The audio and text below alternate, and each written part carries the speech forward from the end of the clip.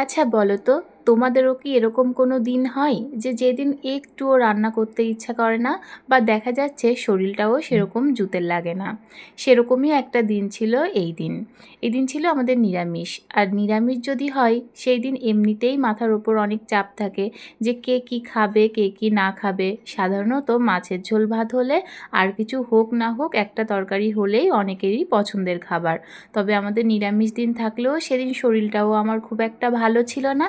আর আমি বুঝেও উঠতে পারছিলাম না আমি তাড়াতাড়ি করে সেই 12:30টার সময় ঠিক কী রান্না করে বাড়িতে দেব। তাই তাড়াহুড়ো করেই আমি ছোলার ডাল আর আলু ভাজা ভেজে দুপুরের খাবারটা আমরা সবাই মিলে খেয়েছিলাম। আর রাতের খাবারের জন্য ছোলার ডাল ছিল, তাই একটু হালুয়া সুজির বানিয়ে নিলাম আর বানিয়ে নিলাম রুটি। বাড়িতে ছোলার ডাল হলে কিন্তু রুটি দিয়েই বেশি ভালো লাগে, তবে ভাত দিয়ে আলু ভাজা দিয়েও আমার কিন্তু আজকে একদম খারাপ লাগেনি। ওই যে খিদে পেটে যা দেবে তাই কিন্তু মোটামুটি ভালোই লেগে যায়। আর এদিনের রুটিগুলো এত সুন্দর ফুলছিল না, দেখে মনটা খুব ভালো হয়ে গেছিলো।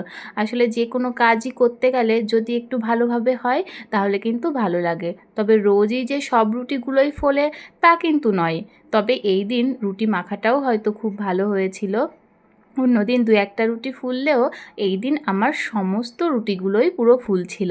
আর কাজ করতে গেলে এটাই একটা কাজের এনার্জি, যে কাজগুলো যদি খুবই সুন্দরভাবে সম্পন্ন হয়। আর রাতের খাওয়ার সময়টা আমাদের মোটামুটি ওই 9:30 10টা, তাই তাড়াতাড়ি করে খাবারগুলোও বেড়ে নিলাম। আসলে 10টা পার হয়ে গেলে সোনা বাবার বাবা ভীষণ রাগ করে, কারণ ও চাই একটু তাড়াতাড়ি ঘুমাতে। সোনা বাবার বাবা খাবে ভাত, ছোলার ডাল আর আলু ভাজা, যেটা আমরা দুপুরে খেয়েছিলাম। যেহেতু ও দুপুরে ভাত খায়নি, অফিস ছিল, তাই ওর জন্য ভাতটাই দিলাম। আর আমরা সবাই খাবো রুটি, সুজির হালুয়া আর ছিল ছোলার ডাল।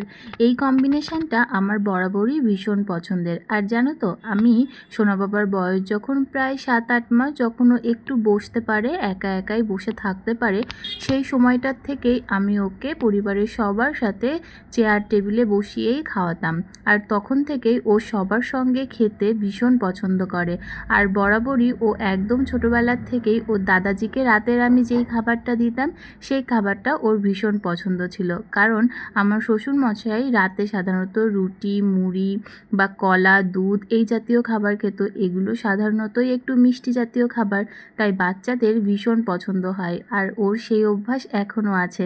দাদাজি যেই খাবারটা নিয়েই বসবে না কেন, ও আগে গিয়ে দেখবে যে ওর দাদাজি কী খাবার খাচ্ছে, আর তার কাছ থেকে ওর একটু খাবার খেতেই হবে। এইভাবেই সাধারণ সাদামাটা খাবার খেয়ে আমাদের আজকের দিনটা শেষ হলো। তোমরা সবাই ভালো থেকো, সুস্থ থেকো।